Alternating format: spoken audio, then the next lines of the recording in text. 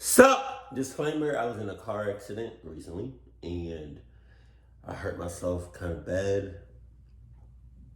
And this is the result. I am in excruciating pain and it hurts really, really bad. But as long as I chill out, I should be okay. Hold on. Sup? Go. Okay. Right. Oh no. When I was 15, my younger brother and I were left home alone. My younger brother was 13, and I guess our parents figured at that age we were fine to be left home alone while they went out. And honestly, both of us loved it. We would pretty much sit in the basement the whole time, playing the Wii and making ourselves a frozen pizza. Right. I can remember this night almost perfectly. We were playing Mario Kart with those steering wheels you can attach to the Wii remotes. Right. Now, this was back when almost every household had home phones. And so a rule my parents would always have is that we had to keep one of the phones next to us at all times in case they called. We had been home alone and down in the basement for around an hour when the phone went off. I looked at the caller ID and it was one of my friends from school. I picked it up and we started talking, but not even 10 seconds later I could hear breathing through the phone. Dude, is that you? I explained to him that it wasn't, and that I could hear it too. It didn't stop, and so eventually my friend just told me he'd call me back later, as it was starting to freak him out. What the fuck? After I put the phone down, I told my brother what just happened. He looked at me, and his face went white. He asked me if it was possible that the sound was coming from our line, as we had a phone on every level of the house. Or was it possible that somebody was getting off talking about something? Oh! Thought horrified me. I mean, it made sense, but that would mean someone else was in the house and picked up one of the phones either upstairs or on the ground floor. And so, of course, both of us got really paranoid and decided to search the house to put our minds at ease. We went upstairs to check the ground floor, but nothing. We then went up another floor, and what we saw left us completely speechless. A man in at least his 60s was standing with his back to us, hunched over the table with the phone. Instinctively, my brother and I looked at each other, turned around and ran as fast as we could out of the house's front door. But hold on though, hold on. How did this happen? How did he get in the house? Who's at fault for this? Who's at fault? Because it seems like to me, nobody checked the checklist. Nobody checked the checklist. Hey, nobody checked the checklist. Hey, mama didn't check the checklist. Hey, daddy didn't check the checklist. Hey, brother didn't check the checklist. Hey, other brother didn't check the checklist. Hey, nobody checked the checklist. Hey, nobody checked the checklist. Hey, nobody checked the checklist. Check. Hey.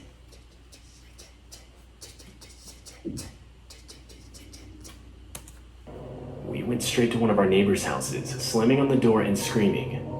After they would open it up, as quickly as we could, we told them what we had just witnessed. And without hesitation, they called the police and then our parents. When the police arrived and searched the house, the man was found hiding in a closet near to where we had seen him. All I personally know for sure is that the guy was arrested. Everything else neither me nor my brother were informed of, even to this day. Jesus.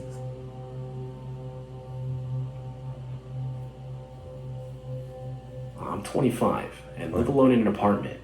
Well, technically not completely alone. I have a dog named Max. Hey. He's great, but I'll often come home from work to find he's broken something, Wow. or torn up another part of my living room sofa. It finally got to a point where it was becoming an everyday occurrence, so I figured I had to do something about it. I looked it up online and came across the site that suggested getting your dog new toys. The idea being that it would keep him entertained enough to where he wouldn't cause any damage to the house. And so I tried it, but this didn't really work. I remember one night doing more research on the topic when I came across an ad for this pet camera. It was essentially a tiny camera that would record your pet on a live feed so you can monitor their behavior while you're away. It even had an audio function so that you can talk to them. The idea that this would actually help seemed like a bit of a stretch, but I figured at this point it couldn't hurt. I got overnight shipping and installed the camera immediately. I set it up in the living room to my apartment, as that's where Max spent most of his time. My first day at work, I probably checked the camera a good 20 times. And anytime I caught him scratching up the furniture, I spoke into the microphone, and it actually worked. Max would always stop in response to the noise. It was nice too, because anytime major movement was detected, I would get a notification, so it wasn't like I had to constantly be looking at my phone. By this point, it had been around a week since I purchased the thing, and it felt like the problem was pretty much solved. But this night is when things went south. I was lying in my bed, just on the edge of falling asleep, when my phone buzzed. It was a notification from the camera. I was almost sure it was some sort of malfunction, but I opened it anyway. What I saw caught me completely off guard. I saw an unknown man in a black hoodie walking around my apartment living room. He was... Again, hold on now, hold on. How did he get in? Because you didn't check the checklist, eh? Max didn't check the checklist, eh? Nobody checked the checklist, eh? Nobody checked the checklist, eh? Nobody checked the checklist, eh? Nobody checked the checklist, nobody checked the checklist, nobody checked the checklist. Moving around, looking through various items on a shelf I keep next to the front door. Almost instantly, I got out of bed and locked the door to my bedroom. And I guess the guy must have heard me, as when I went back to my bed and checked my phone, the guy was gone, with the front door left wide open. Wow. I called the police immediately, and only when they arrived did I unlock my bedroom door. Hey, if I was a police officer and you told me that you had an intruder, I guess, you told me like somebody just walked through the front door, or somebody got in through like an open window or a back door or something like that. You told me, and I'm the cop, I would have charged you for doing some dumb shit like that. I would have fined you. I would have gave you a ticket. You know? $2,000. I explained everything I saw to the two officers that arrived, though I had no way of showing them the footage caught on the pet camera, as the thing literally had no feature that allowed you to go back in time and look at previous footage. It only showed a live feed, or at least from what I could tell. But, I mean, I got the thing for like $15 on Amazon, so I guess I got what I paid for. The only thing I could really show them was the notification I got on my phone, and realistically the most they could do was make a report, and that's what they did. Nothing was stolen, so I guess that's a plus. To this day, I honestly don't know how the intruder got through my front door and into my living room. From what I remember, I had locked the door when I got home from work. You sure? But either way, I'm just glad the camera notified me when it did. The way I look at it, there's a good chance that notification saved my life that night. What about Max? Yo, Max. What?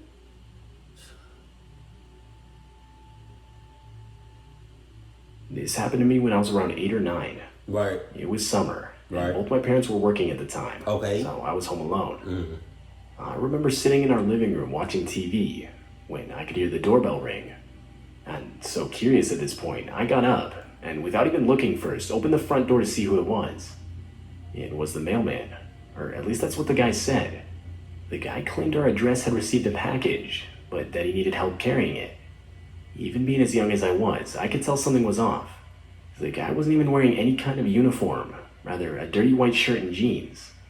He didn't even have a truck mailman would usually have, or at least from what it looked like.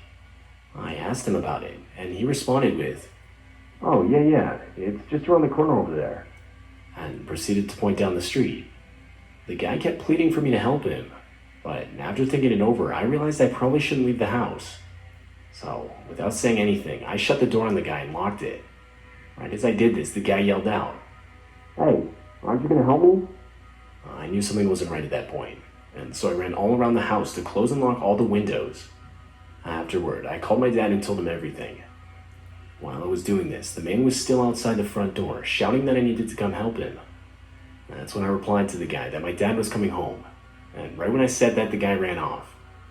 My parents would inform the police about the situation, though the guy himself was neither caught nor identified. That's what's up. That was a smart-ass 8-year-old. He was 8, right? This happened to my friend Ethan and I around a month ago now. Ethan! We both live just outside Las Vegas, and this night we decided to take a drive out into the desert. The night was supposed to be completely clear, and we figured we could get some cool pictures of the stars while simultaneously getting my friend's dog outside the house. So, it was me, Ethan, and his dog. We drove in the middle of the desert for around an hour, when finally we arrived at this little overlook with a small parking area. Being that it was night, and pretty much in the middle of the desert, there were obviously no other cars except ours. We took pictures for a couple hours, until eventually deciding to call it a night. Ethan explained how he had to relieve himself, and told me to just wait in the car with his dog. And so that's what we did. We got in the car, and I locked the doors. I don't really remember why. I guess it was more so out of habit than anything. Anyway, I was on my phone, when outside the car I could hear gravel moving. Nah. Like, it was clearly footsteps walking up to the car. I thought it was Ethan, but it had only been like 20 seconds at this point. Suddenly, Ethan's dog started going crazy, barking and growling. I looked out the window to try and see what got him so worked up, and I quickly noticed some random guy that clearly wasn't Ethan. Right as I saw the dude, he started sprinting the rest of the distance to the car. The guy then attempted to put his hand through a half-open window in what I can only assume was an attempt to unlock the door. But right as he did this, Ethan's dog clamped onto the dude's hand. The guy yelled out a scream of pain, and by this point Ethan was now running back towards the car. Somehow, the guy was able to get his hand free, and proceeded to run into the darkness of the desert.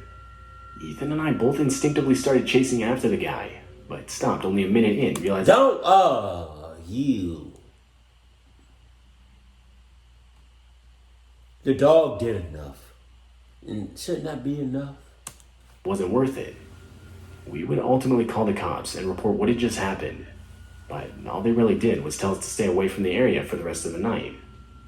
To this day, I have no idea who that guy was, or what his intentions even were. I don't even know where the guy came from. I mean, you gotta remember, we were in the middle of the desert with no civilization for miles. Ethan and I both agreed to never talk about it again. The whole situation was just too weird and unexplainable.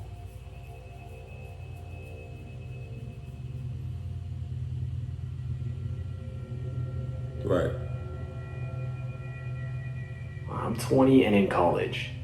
I still don't know how, but somehow I was able to find a decently cheap studio apartment with an attention. God. The way, I don't know his real name, but the way Chilling Scares was narrating this story, I thought when he said I was 20 in college, then he said, I still don't know how.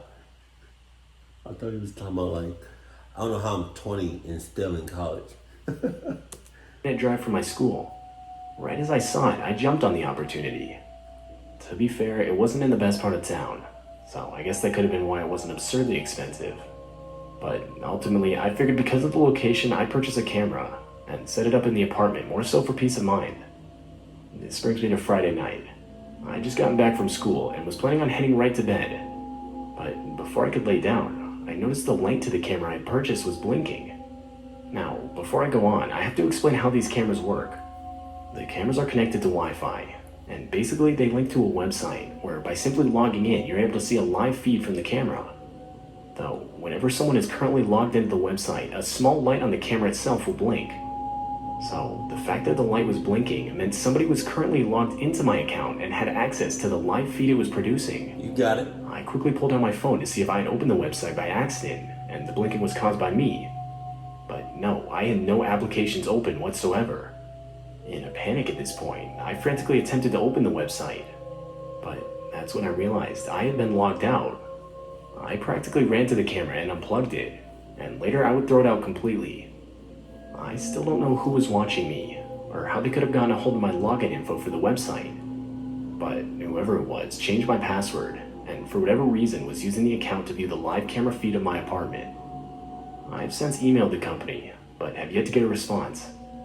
As of right now, I'm still not even able to get into the account, as both the email and password were changed.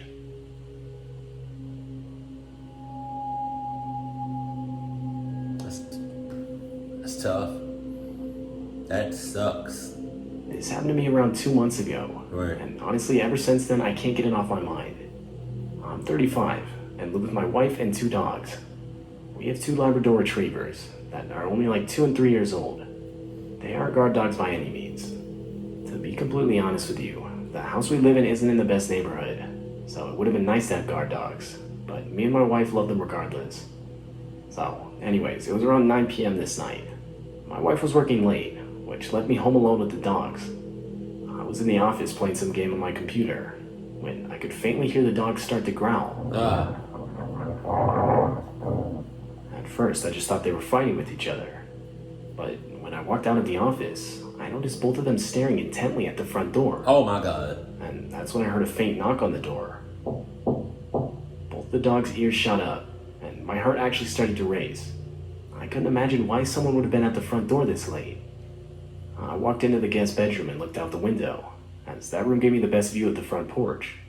And standing on the porch were two men wearing all black, holding what looked like crowbars. Hell no! Some type of blunt objects. I watched as the men then tried the door handle. But upon hearing this, the dogs started barking like crazy. This was honestly a surprise to me, as they almost never barked. In reaction, the men jumped back, looked at each other for a second, and then walked off. I instantly called my wife to warn her about the men. I still don't know what those guys' intentions were. They weren't selling anything, as they didn't stop at any of their houses. Yeah, they were selling some clubness. So I'm saying. But to say I'm thankful for my dogs and scaring them off would be an understatement.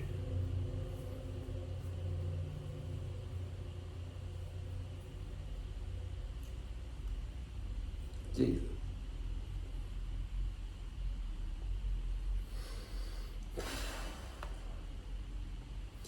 A lot of these sound like it was some easy break-ins. Like, oh, you left the door open for, hold on, this door left wide open. Let me just, hello. Let me clock you one time, 2 times. Give it to me right now. What? Give it to me 1 time, clock. Give it to me 2 times, clock. Give it to me 3 times, clock. I'm just saying, like, why was it so easy for these people to just, it seemed like just to walk right on into a club? Like, that's crazy. How do you forget to lock your door? And to put the cherry on top, how do you forget to close your door all the way? Hold on. Never me. Got that. Keep it cool. Keep it classy. And I love you. Stay happy. My family.